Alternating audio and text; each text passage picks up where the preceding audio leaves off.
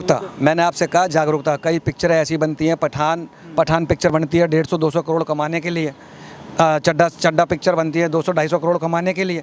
Kerala story movie बन रही है 150 करोड़ जो भारत की जो जनता है उसको जगाने के लिए फिल्म बन रही है।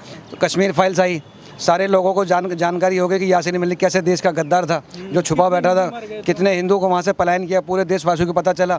वही रूप केरल स्टोरी भी वही रूप के रूप में पिक्चर पूरे भारत में प्रदर्शित हुई है। मेरी ममता बनर्जी से अपील है, सबसे पहले पिक्चर देखें। वो पिक्चर में ऐसा कहीं पे भी नहीं दिखाया गया है कि जितने भी अब्दुल हैं वो ISS जुड़े हुए हैं, जितने भी रहीम हैं वो ISS जुड़े हुए हैं। ये तो ममता बनर्जी, आप इस्लामिक वोट को खुश करने के लिए, इस्लाम को खुश करने के लिए जो आपने स्टेप उठाया है वो आप अपना स्टेप उठाते रहिए, आप अपना काम करते रहिए। हिंदू जाग जाएगा, हिंदू जगेगा, बचा कुचा हिंदू भी जग जाएगा।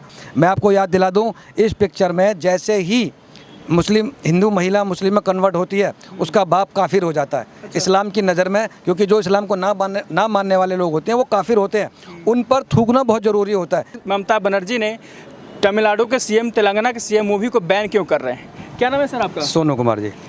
कहीं मूवी को टैक्स फ्री किया जा रहा है तो कहीं इसे बैन ही कर दिया जा रहा है, और दोनों एक ही देश में हो रहा है, क्यों ऐसा? देखिए, पिक्चर सिनेमा हॉल एक रूप ये भी होता है कि जागरूकता, पिक्चर दिमाग पर क्या इम्पैक्ट डालती है।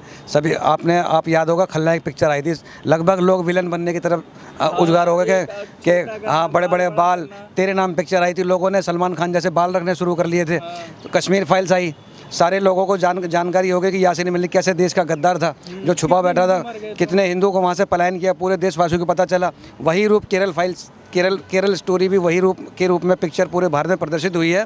और रही बात ममता बनर्जी के बैन करने की, और सिर्फ मध्य प्रदेश सरकार जो टैक्स फ्री कर रही है, उत्तर प्रदेश सरकार ने भी इसको टैक्स फ्री कर दिया है।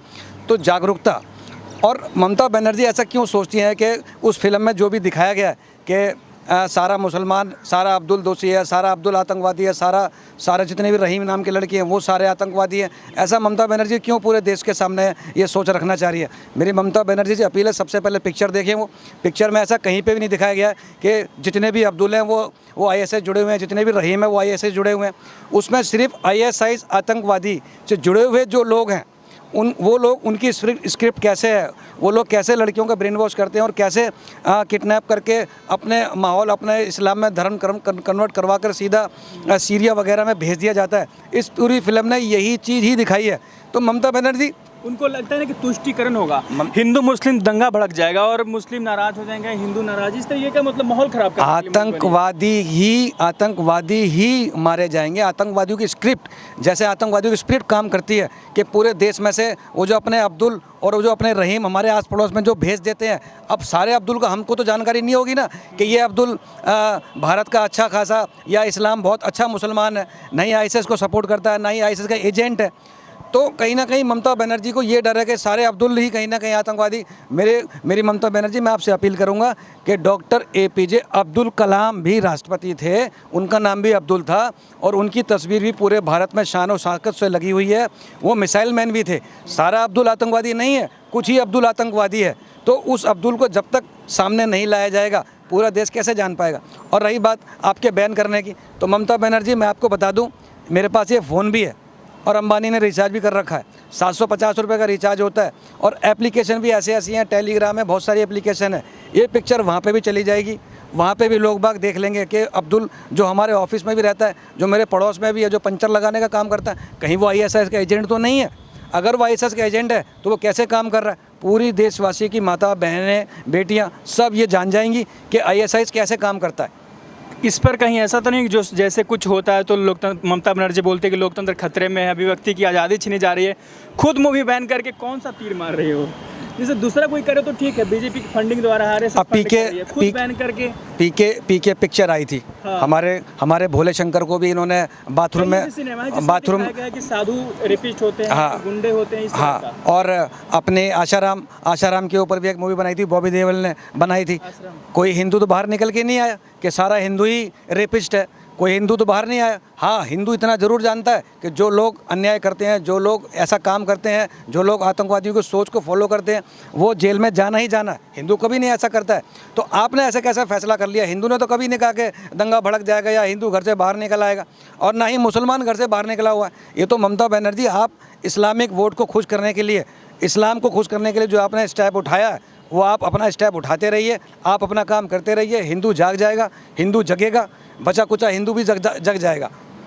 ये एक ही देश में एक जगह टैक्स फ्री करना और बैन करना क्या दर्शाता है डेमोक्रेटिक कंट्री में? टैक्स फ्री करना तो सही है या ये भी गलत है कि सरकार का नुकसान होगा? जागरूकता, मैंने आपसे कहा जागरूकता। कई पिक्चरें ऐसी बनती हैं, पठान पिक्चर बनती है 150-200 करोड़ कमाने के लिए, चड्डा पिक्चर बनती है 200-250 करोड़ कमाने के लिए।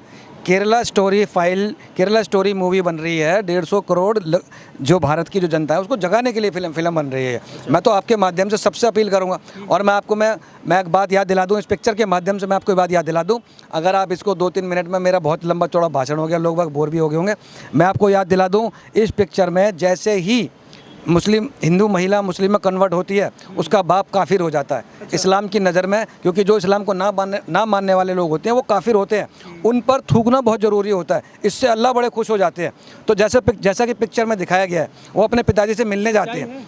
बिल्कुल सच्चाई है। मैं आपको सच्चा उदाहरण भी देने वाला हूँ। मैं आपको, जैसे ही पिक्चर में गई, अपने पिताजी के पास गई और अपने पिताजी पर थूक कर उठती है वो। मैं आपको एक सीन याद दिला दूँ, लता मंगेशकर का ध्यान हुआ था। मेरा शाहरुख खान वहाँ पर गया और वो भी थूक कर आया था उनकी लाश पर। अगर आप उसका वीडियो देख लें, वीडियो चला लें, शाहरुख खान को मैं ओपन चैलेंज दे रहा हूँ, वो इस बात की पुष्टि करें कि मैंने लता मंगेशकर की लाश पर नहीं थूका था। वो भी इस प्रक्रिया को आगे फॉलो कर रहा है। शरिया इस्लाम जो चल रहा है, शाहरुख खान मानता है, उसी कानून के तहत उसने लता मंगेशकर उसकी नज़र में काफिर थी और उन पर थूक कर निकला था ये।